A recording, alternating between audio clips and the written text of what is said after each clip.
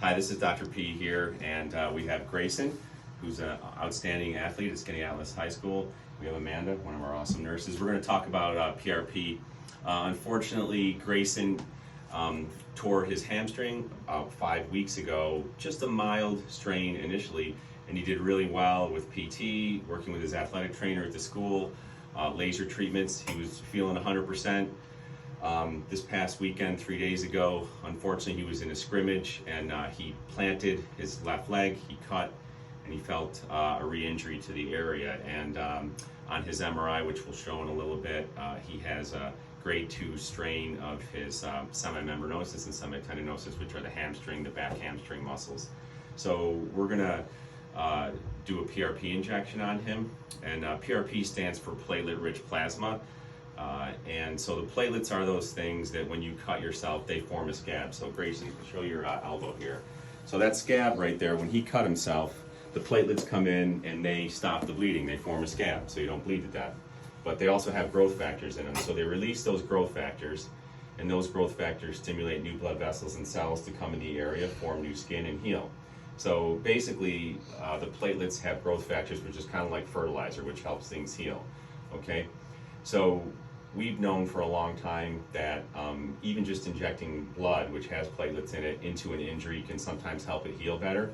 But nowadays, with new technology like this centrifuge right here, we're able to actually take your blood, which Amanda's gonna just do a simple blood draw.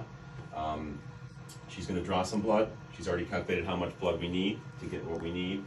It's gonna spin in this centrifuge, okay? And then your blood has red blood cells, white blood cells, platelets. It has proteins, antibodies, all kinds of fluid, all kinds of different things in it. And they all have different weights. So as it spins here, they're gonna separate out. And then the machine knows the platelets are a certain weight. And so it's gonna light filter them through and purify them into the platelet-rich plasma, okay?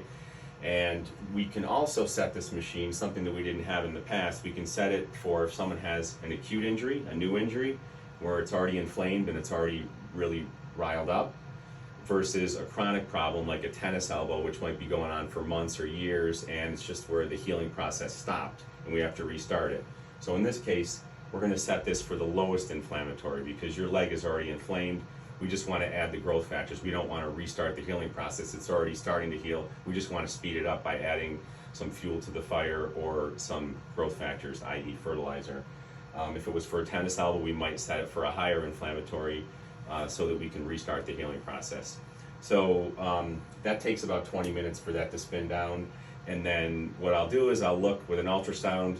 We'll look on the MRI where the injury is. We'll find it with the ultrasound. We'll clean it up really good because there's always a slight risk anytime we stick a needle in anybody anywhere of getting an infection. But you know, knock on wood, we've never had one. Just like if you get a vaccination or something like that, clean it up really good. We use iodine, betadine, that helps kill the germs. Most of the time we do not actually numb the skin because it's just, that's a needle stick already. We'll just stick the needle in there and inject it in there, and that way you don't get 2 needle sticks. Sometimes we will numb certain areas up, but the problem with the numbing medication is it in and of itself is toxic to cells and platelets, so we try not to put as much of that if we can help it either. Sometimes we'll use it just for the skin itself. Another thing is, in general, we don't like people to take aspirin or any type of anti-inflammatories for ideally 2 weeks before, but usually a minimum of 5 days, 7 to 10 days before, and then at least 2 weeks after, ideally 6 weeks after. Also, ice is an anti-inflammatory, just like aspirin and Motrin and Aleve are anti-inflammatories, and we actually want the inflammatory process to work here to help you heal. So we don't want you taking those. Ice is an anti-inflammatory. We try to avoid it if possible, but it's better than taking one of those things. So if you need to use ice, you can use ice if it's really bothering you, but Tylenol would be fine as well. So you can take Tylenol.